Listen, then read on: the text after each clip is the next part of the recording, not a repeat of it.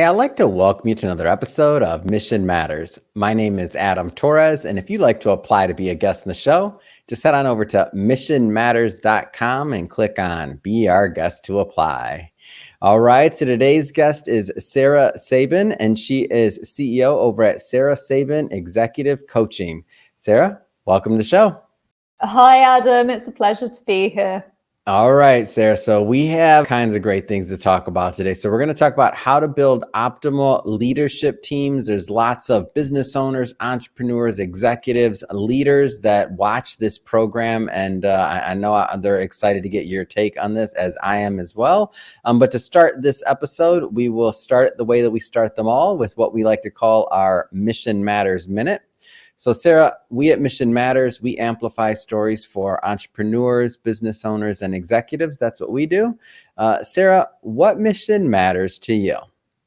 So at Sarah Sabin Executive Coaching, we create exceptional leaders who run thriving, profitable companies and create a really positive impact on their employees, their customers, and the world at large.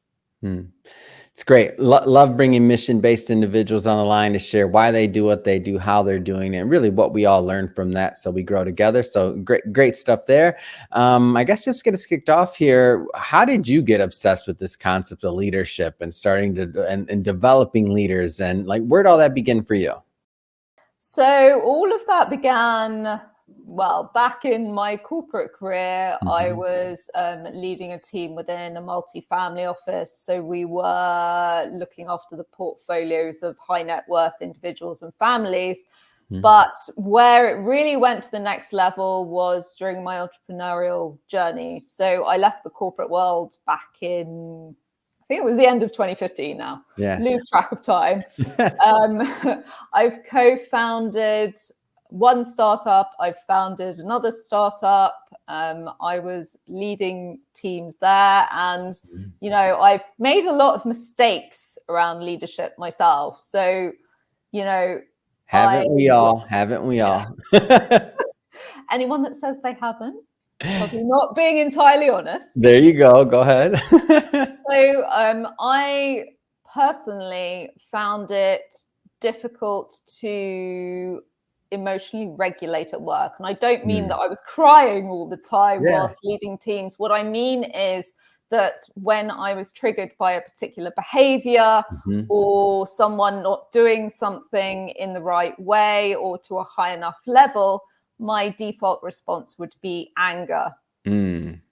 Now, that is ultimately destructive, not constructive.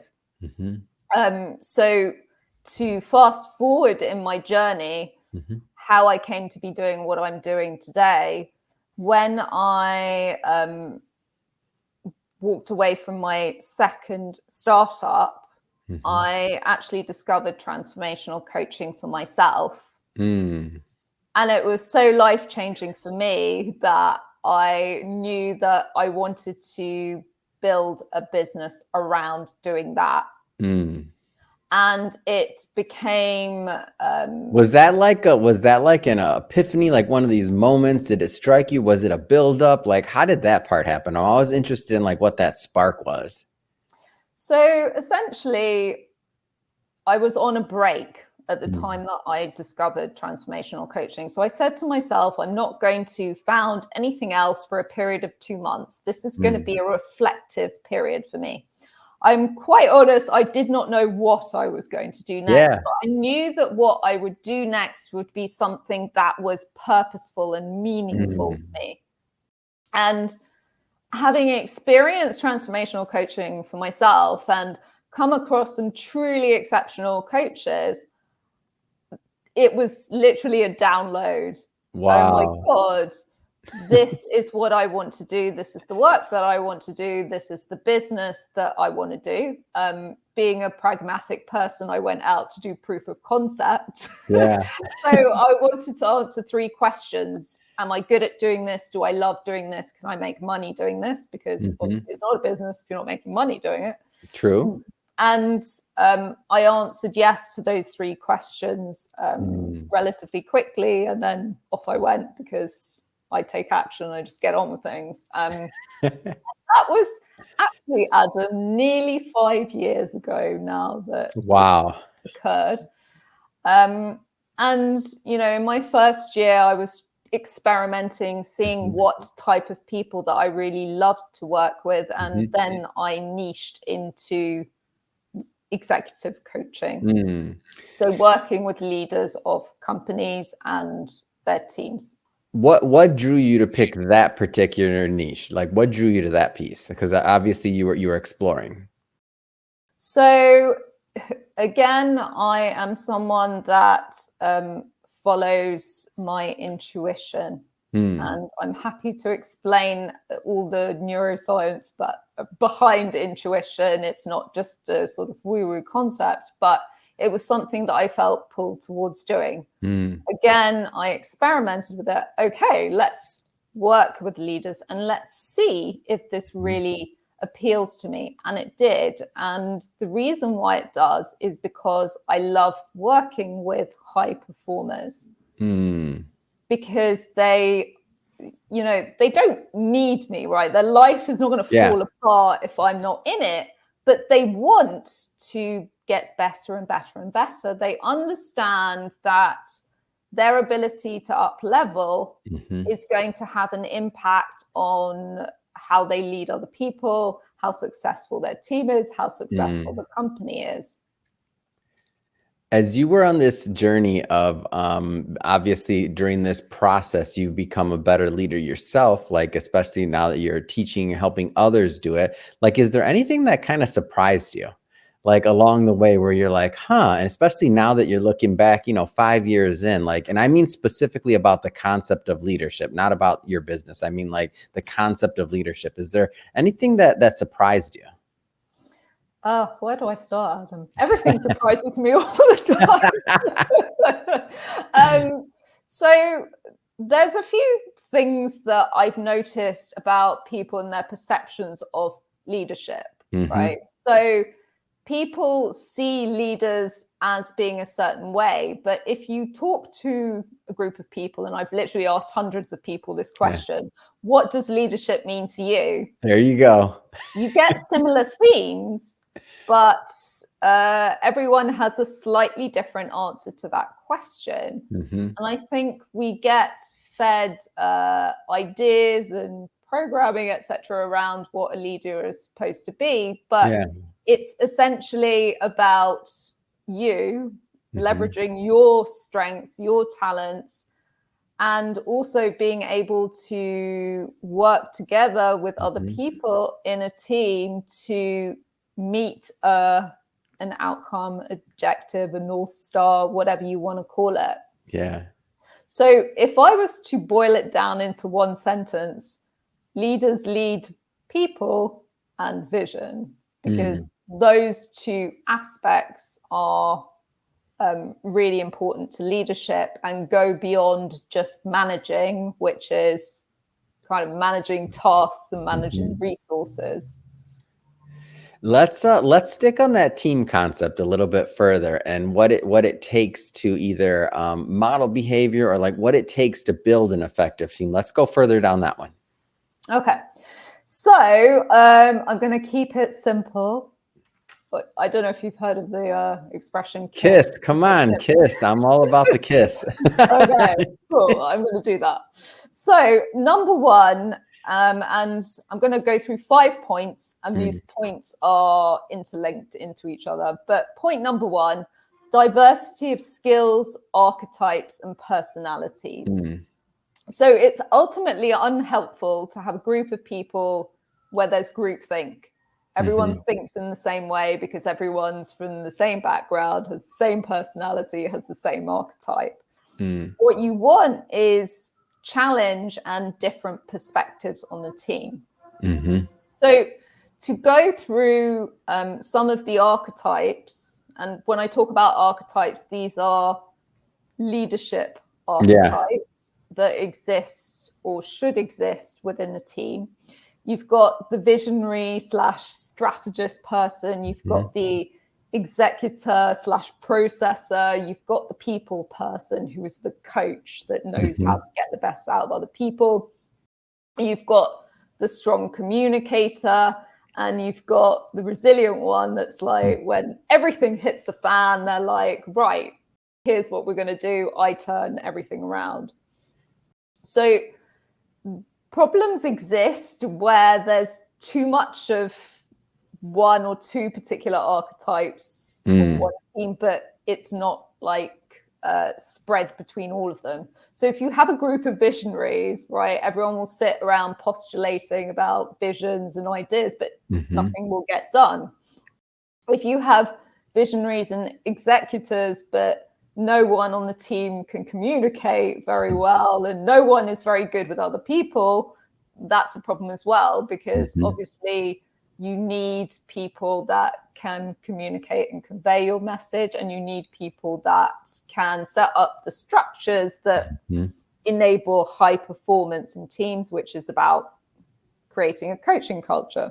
So when you're hiring people, and when you're assessing gaps, you need to be really intentional about what it is that you need on the team, because you're hiring people with different strengths, you're filling any gaps that exist, and you should know the purpose of everyone that sits on that leadership team.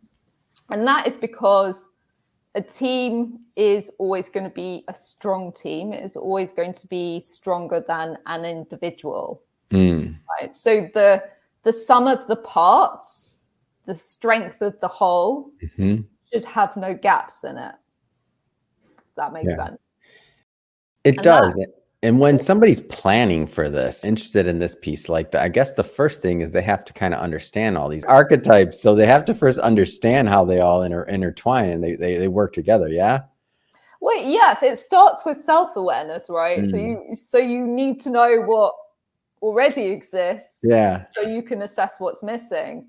And I think it's really important for everyone within the team to have awareness around collectively what their strengths are and where they sit within those archetypes.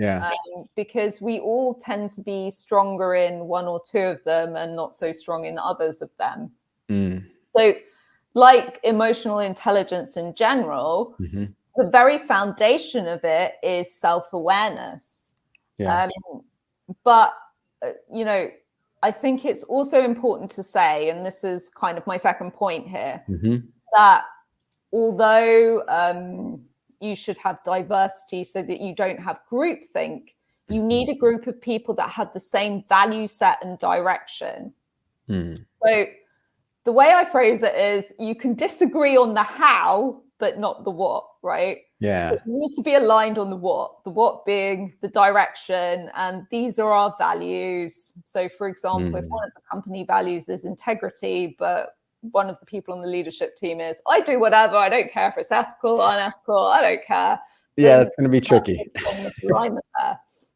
So you want a group of people that are like, right, okay, I agree with direction, I agree with these values. And you can disagree on the how. And that's why you have people with different skill sets, because you have different takes on the best way to get to the what, right? So you hire experts that know the how that will help you to get there. So the third thing I want to bring up as well is, and again, this comes into self-awareness, you need to understand your own communication style. And it's been a long day. I'm eating my words at this point. So you need to understand your own communication style, but also other people on the team's communication styles as well. So you need to understand how each person likes to be communicated with.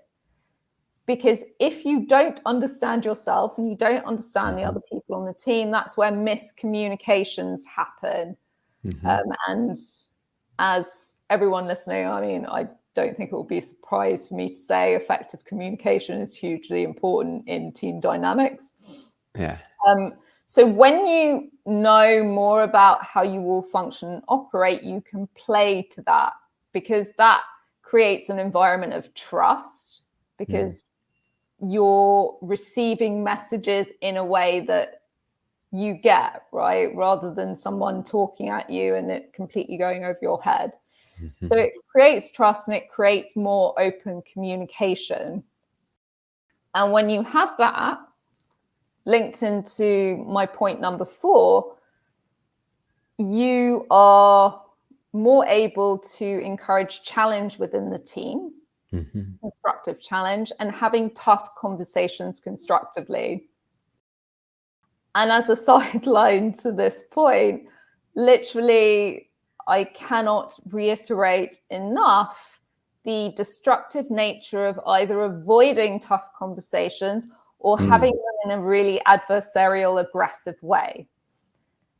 I've literally seen it nearly lead to the bankruptcy of a company because the leadership team couldn't communicate with each other without it descending into some kind of altercation. That's a tough environment for everyone. Like, that's not, Yeah. I mean, and, when it gets to that stage, basically everyone starts acting selfishly, right?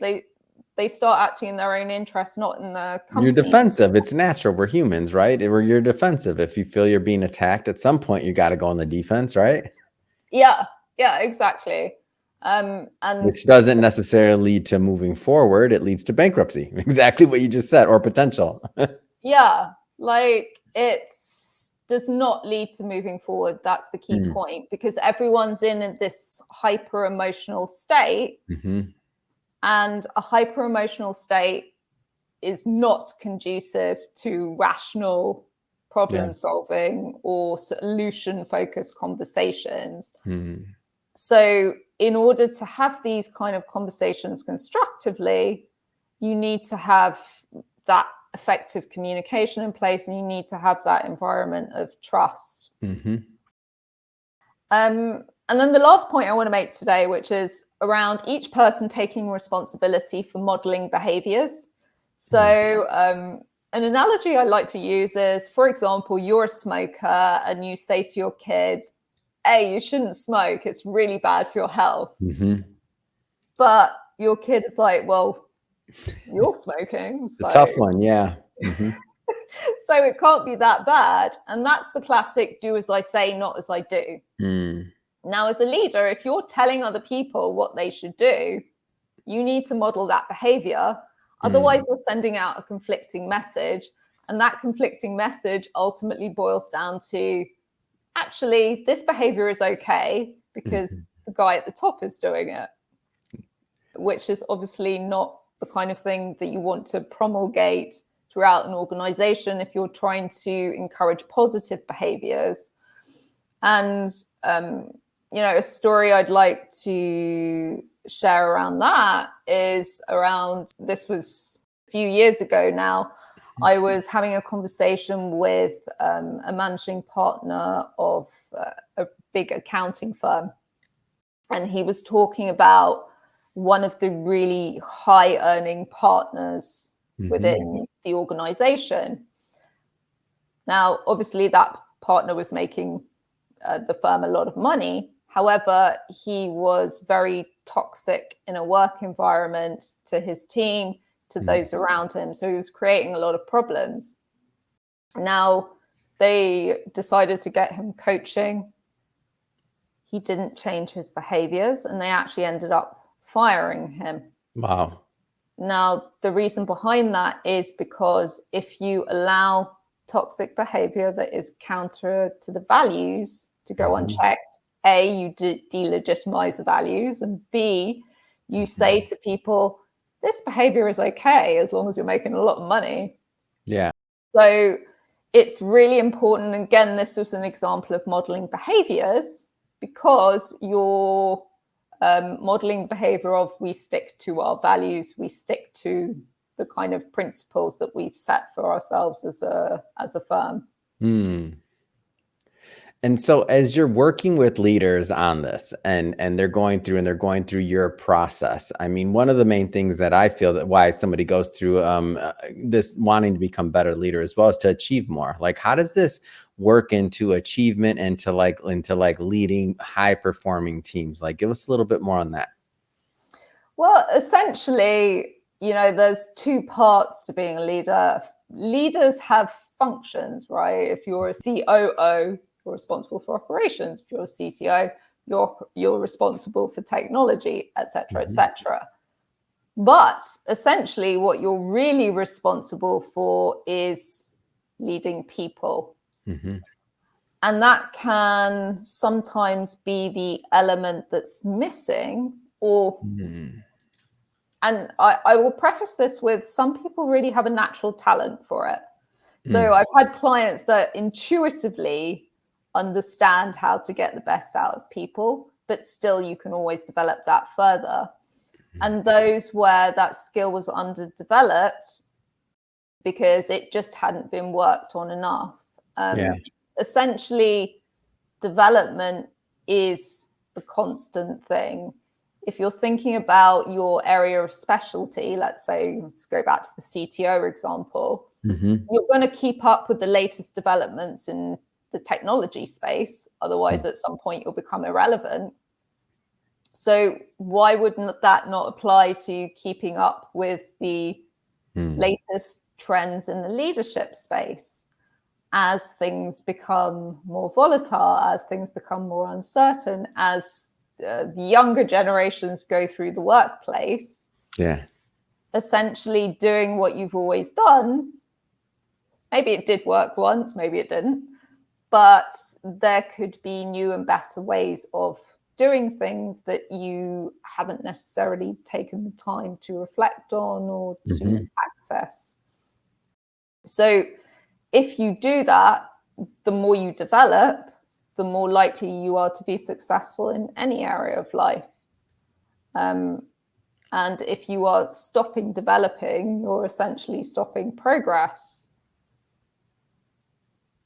Yeah, as I'm sitting here thinking about like leadership and like how people want to become like better leaders, I feel like even in the example you said where maybe the gentleman wasn't the best fit for the culture or otherwise, and they ultimately had to let him go. I feel like some maybe I'm wrong. You tell me. You've been doing this for many years and you've worked with many people. We all want to become better leaders, right? Like it's not that anybody wants to do a bad job. It's just sometimes we have to upskill. We have to get better. We have to look for new resources, new tools, new ways to think about leadership, and figure out how to make ourselves. It's kind of like this internal struggle of what we do well, complement it, and get better at other parts as well. Like, am I off on any of that? Like, people want to be good leaders, right?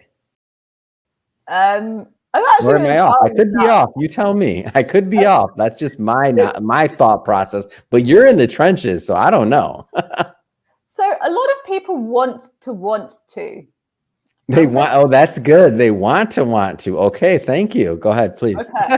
So let me put that into an analogy. I love analogies, as you may have gathered.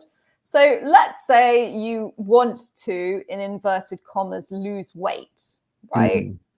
But actually, you're not really doing anything to lose weight. You're still that's good. McDonald's, and you're not really moving. You have a sedentary lifestyle, and you're eating a load of bread like all the time. But if someone said to you, "Do you want to lose weight?" You'd be like, "Well, of course I want to lose weight. Who wouldn't want to lose weight?" Right? So that's the want to, right? Because when you really want to, you put in the work. Yeah. Right? You eat well, you exercise, I don't know, whatever. Do what you need to do. Yeah. Oh, that's interesting. So it's your actions. Your actions are going to show, right? Like what you're doing. Exactly. And that comes actually back to modeling behaviors. It's all very well to say, you should do this, but actually if you're not actually doing the actions that demonstrate that, it's just a load of words. That's great, Sarah. Oh, this has been a lot of fun. I mean, I've learned a lot about your process, learned a lot about your thought process on leadership in general, what it takes to build highly effective and performing teams. I know there's so much more you have to give and to offer. So first off, what's next? I mean, what's next for you? What's next for your company? Like what's next? Well, actually, I'm gonna make a joke here. I was saying before this interview started that my next career move would be a singer, but that is a joke because I am terrible at singing. Okay. No, in all seriousness, I intend to carry on doing what I'm doing. Yeah. I love what I'm doing. I love working with leaders. Mm. I love guiding them through transformation and change and seeing the impact that has on their team, their company, their profitability. So my plans for the future are to also personally develop myself and also grow my company as well. It's amazing. It's great. Well, and how do people connect with you? How do they follow up? How do they learn if they're interested in following your journey or inquiring as well about executive coaching or otherwise? How do people connect? So I'm very active on LinkedIn under the name Sarah Caroline Sabin, and my website address is sarahsabin.com. Perfect. And for everybody watching, just so you know, we'll put the links and all that good stuff in the show notes so that you can just click on them and head right on over. And speaking of everybody watching or listening to this, if this is your first time with Mission Matters, this is a daily show. Each and every day, we're bringing you new entrepreneurs, new thought leaders, new messages, new missions. If that sounds interesting to you, definitely hit the subscribe or follow button. Like, make sure that you're getting the notification so that you can get that reminder each and every day when we bring a new thought leader on for you. And Sarah, thank you so much. This has been so much fun, and I want to become a better leader. You have been inspiring in this. And for those that are out there that want, I'm not even going to do how many wants that was. Re-listen to this and let's all become better leaders. So thank you again, Sarah, for coming on. This has been so much fun. Oh, thank you for having me, Adam. It's been really wonderful to chat with you.